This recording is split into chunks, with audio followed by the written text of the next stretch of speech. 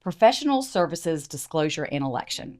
So when you're purchasing a property, there's all kinds of different professionals that we're going to reach out to help you make the best decision on this purchase. I call this specific document that you have to sign a living document because it could change. You could change lenders, you could change attorneys, you could change home inspectors. So let's go through it. The first one is your accountant.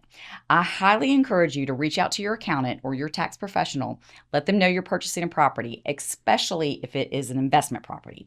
Very important to let them know, and they can advise you what's best for you and your family. The next one is appraisal. Now, that's typically going to be ordered by the lender. So if you are getting a mortgage, the lender will order the appraisal. If you're paying cash, then if you want an appraisal, then I'll order it for you. Okay, the next one are attorneys.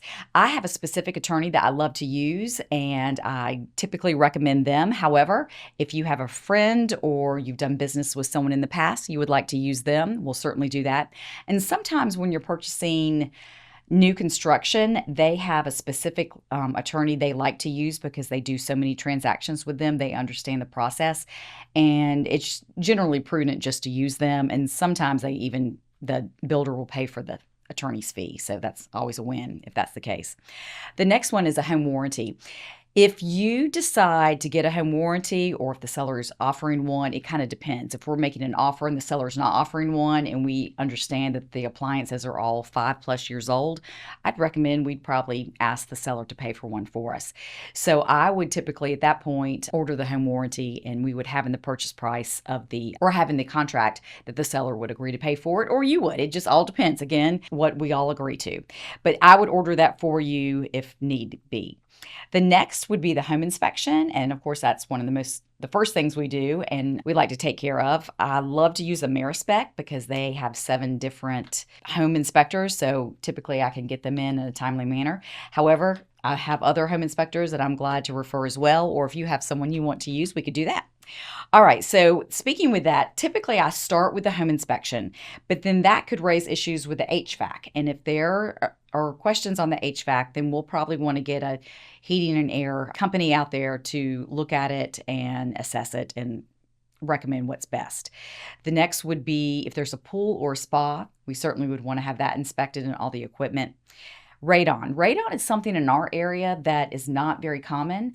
Of the last 15, 16 years, I've only had one family actually test for radon, but it's something we can do, and I have inspectors that can do that. So if that's something you're concerned with, that's something that we can take care of. All right, the next is septic and sewer. So, oh goodness, yes, sometimes if the home's on a septic, we need to get it inspected. And typically it's best to have it pumped and inspected at the same time. So we'll coordinate that with the seller just depending on what the situation is and make that happen. But that's something you definitely want to check out, especially if there's a well. All right, so these properties that are a little bit further out, they don't have municipal water and sewer. We would have the well tested. We would want all kinds of different things within the water would need to be tested to see if it's high on chlorine or other things.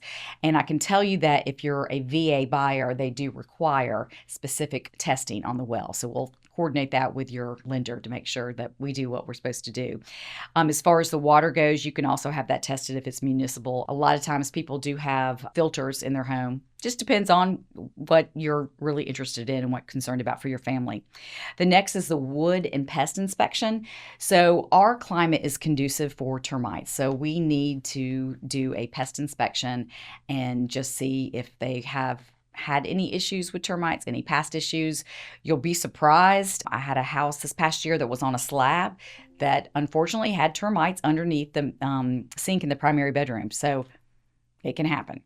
All right. And then, of course, re-inspections. If anything comes up that the seller agrees to repair, we're going to want to have the home inspector go back out. And they do charge a fee for that, but just to make sure everything is good and it's well worth the money. All right, the next one is going to be insurance. You're going to want property insurance before closing. If you have a loan, it's required. Even if you're not getting a loan, it is a very good idea to get insurance on the property. So I have different insurance providers that I'd be glad to recommend.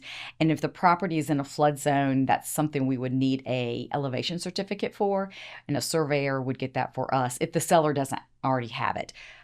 Very possibly they would, but possibly not. So that's something we would need to order. The mortgage loan, at this point in the game, you would already have your mortgage lender. However, if you decided to shop and discover that someone else had a better product for you, that's when we would just change it. So it's okay to do that, but clear communication. You don't want to change in the middle of a transaction. And then lastly is the survey. I do recommend you get a survey because someone could have put up a fence or encroachments could have happened in the meantime, and you just want to know what easements are in place. About every fourth property in a subdivision is going to have a utility easement, so it's just good to know that that's there. And then there's a few other blank spaces on a specific form in case a property has something unique. It could be a horse farm or something like that we would want additional inspections. So anyway, remember this is a living document. It could change, but it's things that we will discuss throughout the transaction, and I'm glad to assist. So if you have any questions, please let me know. Thank you.